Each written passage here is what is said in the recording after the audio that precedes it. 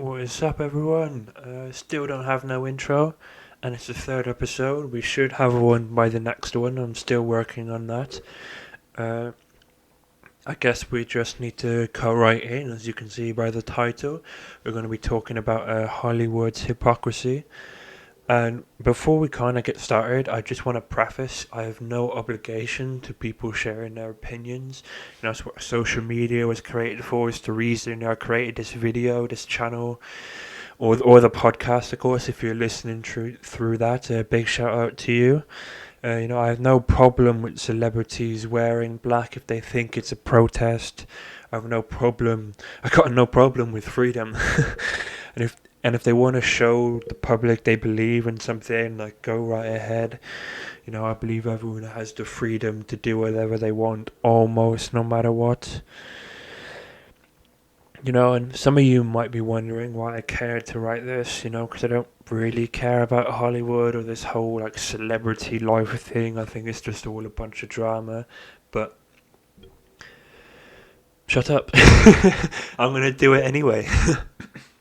I also want to preface that we're all sort of hypocrites here, right? If you have any sort of standards in life, or if you've been around anywhere or anything, you have some level of hypocrisy. The main problem is you don't make a living from being a hypocrite. You don't. There's no real gain from being a hypocrite in normal life, right? But if you're in Hollywood, then you get given medals and hundreds of fans. And I'm sounding really jealous here, but my point is, you don't go on a whole drug crusade or anti-drugs when you haven't smoked a joint or you haven't done drugs before, right?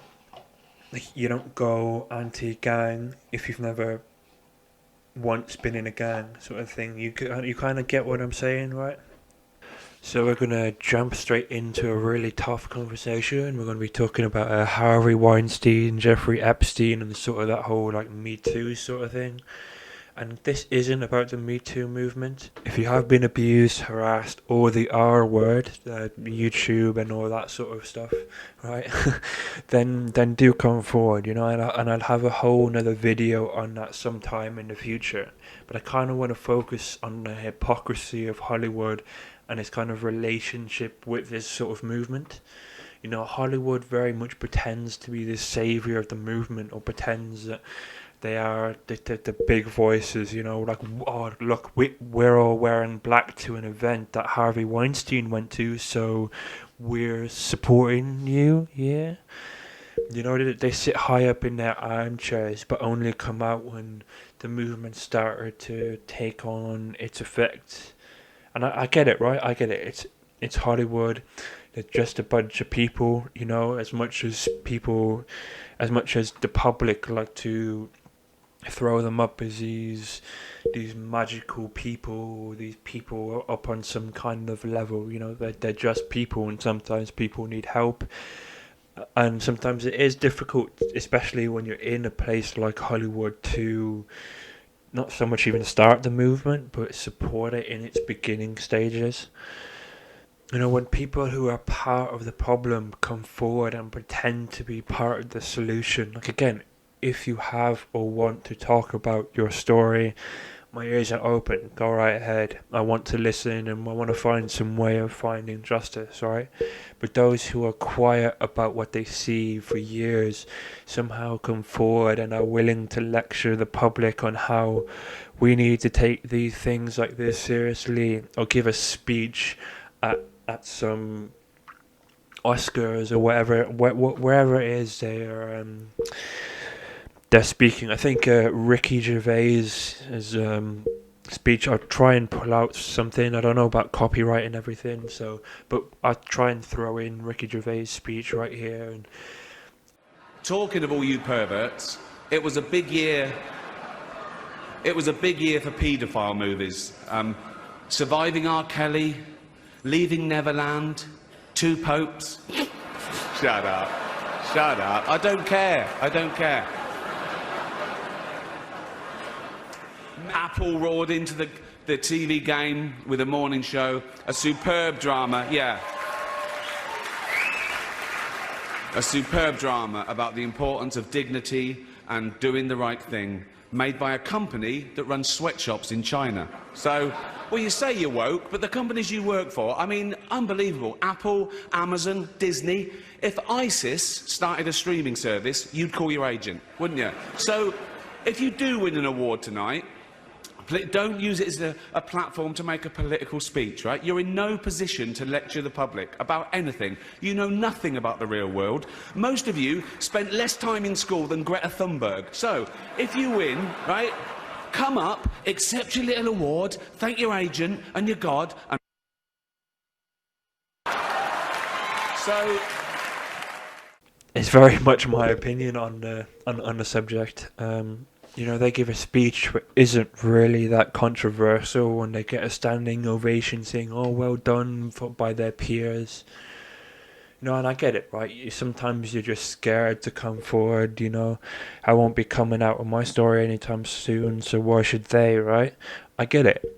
If you want to come out with the truth, it's okay, you know, even if it is years later. I mean, the truth is always better than lies. And again, if you want to give a speech and you want to do all this, then fine, go and do it. Freedom and all that.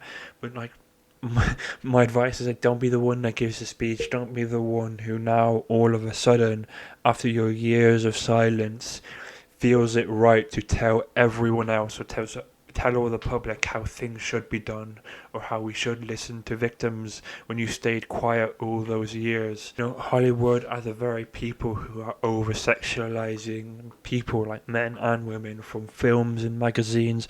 I mean, that alone is a whole nother video topic, but I just can't be asked to look into Hollywood anymore. I'm really bored and done with it. I don't know why I decided to do this. I mean, Amber Heard sort of just personifies it, right? She goes on this whole crusade on... I mean, I got a video coming on it soon, but she goes on this whole crusade of abuse victims, and she even talks on stage in front of like tons of people.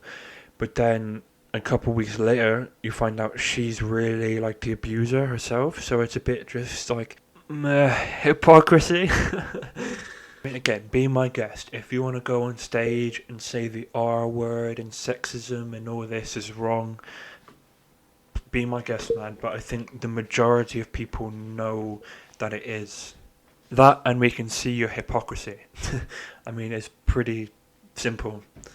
I very much debated whether or not to put this into the video, but I think I have to, like, sort of at least mention it. And that is like, is it starting to get a little political? You know, I'm not on the right, I'm not on the left. I don't really put labels on myself and like what I am and what I am not. But that's a video for another time. But I am very much in the center. You know, I have very strong opinions, but I don't fully agree with the left or the right. You know, but my political place is for another video and another time. But I kind of just want to look at this from like an outside person's point of view, and maybe someone looking in. You know, you got people on the left saying Trump allegations, and then you have people on the right are saying, oh well, Joe Biden has cases, so somehow that makes it okay. And you got people on the left who return by saying, oh what, and you believe her? And you know, then it kind of gets all like twisted up. But I mean, this whole topic is like a separate video on its own, but I kind of just want to bring up but I kind of want to skip most of that and go straight to like the Hollywood and Hollywood's perception and how they have sort of reacted, and the mainstream media's sort of source of it. You know, Tara Reid is just a woman who's changed her story 100 million times, and that's the woman who has the allegation against Joe Biden. But Trump's allegations are they're flawless. Every single woman should be believed in that situation, and Trump is a monster. And again, this doesn't, none of this reflects my views. This is just kind of coming from like an oversight and overview. Again, I kind of push myself to put this in, but whatever, it's in the video now, so have it. Again, I haven't fully looked into these topics, these kind of situations or these allegations. I think like a legal team or whatever should be doing it and have it go through the system or whatever. But even then, that's still a bit iffy. But I think that's kind of all we got at the minute, and that's the best sort of option we have for this time. We're getting into the 9th minute now, so I kind of want to get through this a little more, so we're just going to skip right on to the next thing, and it's going to be the climate change crisis, and mainly kind of focusing on like Leonardo DiCaprio's sort of aspect to it, and I'm glad people have all these different things to believe in, right? I think everyone needs something like that worth fighting for within their lives. And who am I to say what they're fighting for, to point out the hypocrisy of it all? I myself do care about the environment and climate change. I think we should be looking after the planet and not just taking it for granted.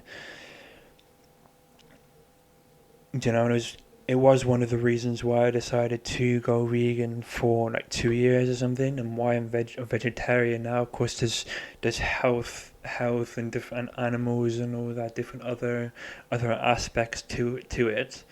But the problem is when you preach about something, but you don't practice or participate within it. Flying 8,000 miles to pick up an environmental award. Flying in a private jet to see the World Cup, when you're there, staying in a private yacht owned by someone who's made all their wealth from oil. A person who took a private jet from New York to LA 6 times in 6 weeks. There's endless examples of him just being a hypocrite.